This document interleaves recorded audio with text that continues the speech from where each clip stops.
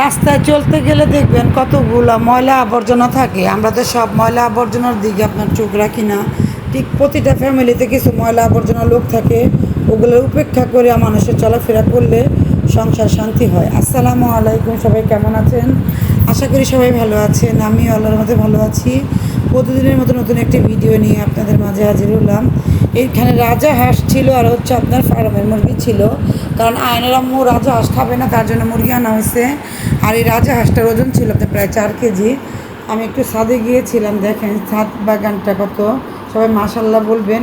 মানে কচু লেবু সম্পূর্ণ লাগানো হয়েছে। কেন বললাম এই কথা? দেখবেন সংসারটা অনেক সুন্দর থাকে। কিছু কিছু মানুষ আপনার আশা কী করে, সংসার থেকে অশান্তি করে।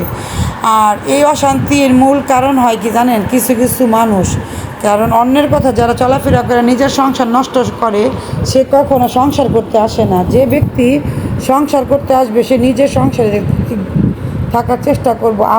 আমি আমার দিকে বলবো, আমার স্বামীর সাথে আমার মিল থাকবে সেই চিন্তা করবো। আমার কে কী বললো সেটা আমার জানার দরকার নেই। প্রতিটা ফ্যামিলিতে স্বামী স্ত্রী ঝগড়া লেগে থাকে, কারোটা প্রকাশ হয়, কারোটা প্রকাশ হয় না।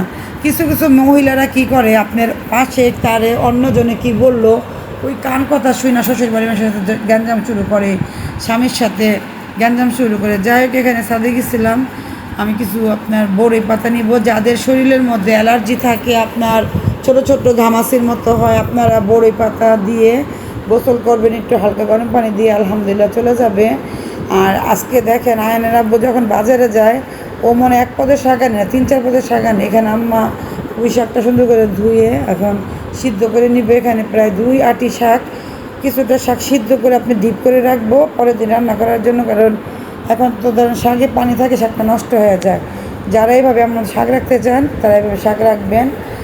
আর এক চুলায় আপনার বসায় দিলাম শাক পাতা, আর অন্য চুলায় বসায় দিব আপনার আয়নের জন্য খাবার, সামান্য মুরগির মাংস, একটু মুগ ডাল আর হচ্ছে পোলার চাল দিয়ে ওকে লিকুইড করে খাবারটা দেই। আর এখানে আপনার এই যে পালং শাক সুন্দর করে ভাজি করে নিবে। দেখেন কত পরিমাণ পানি উঠছে, এই পানিটা ফেলে দিব না।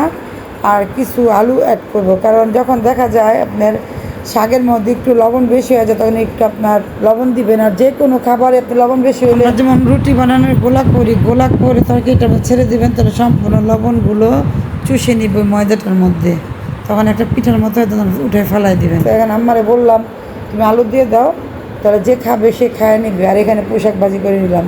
কেন কিছু কিছু মেয়েরা আপনার সংসার করতে আসে, আর কিছু কিছু মেয়েরা আপনার সংসার ভাঙতে আসে। আমার মতে আমার স্বামী দিয়ে আমি কোনো ব্যক্তিকে বা কোনো মহিলাকে আমি অ্যাকসেপ্ট করতে পারি না। কিন্তু আমার স্বামীকে বলবো না তুমি ওদের নিয়ে রঙ্গরসা আলাপ আলোচনা করো। এই সমস্ত রঙ্গরসা আলাপ আলোচনা করার ক্ষেত্রে দেখা যায় কি অনেকের সংসার ধ্বংস হয়ে যায়। এগুলো চোখের সামনে অনেক কিছু দেখি, আমি আমাকে দিয়ে বুঝাইলাম। আর এখানে আম্মা যে রাজা হাঁস রান্না করবে, আপনারা বুঝে নেবেন এখানে কতগুলো মাংস হিসছে আর কতগুলো পেঁয়াজ মশলা দিয়ে এখানে হাতে মেখে রান্না করবে। হাতে মেখে রান্না করলে অনেকটাই ভালো। আর যখন একটা জিনিস আনে আমাদের বাসায়, বেশি এটা রান্না করে ফেলে, কারণ টাটকা জিনিস খেতে ভালো লাগে। আর আপনার ফ্রিজের জিনিস রান্না এতটা মজা না, কারণ ঠিকটা ফ্রিজে রাখতে হয়। এখানে সম্পূর্ণ মাংসটা যখন একবারে মাখবে, নিজের প্রতি বিশ্বাস আনবেন। নিজে সবসময় দেখবেন আমি আমার স্বামীকে কার সাথে মিশতে দিলাম, আমার স্বামী কার সাথে কথা বললো, সে দিকটা চিন্তা করবেন। একটা পুরুষ বলতেই পারে, কিন্তু নিজের খেয়াল রাখতে হবে। যাই হোক, আজকে দুপুরে কী কী রান্না করলাম সম্পূর্ণ ভিডিও একটু একটু করে শেয়ার করলাম।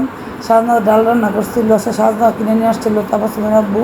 তো আজকের ভিডিওটা এখানে শেষ করবো। সবাই ভালো থাকবেন, সুস্থ থাকবেন, ভিডিওটি পাশে থাকবেন, লাইক করবেন, শেয়ার করবেন। আসসালামু আলাইকুম।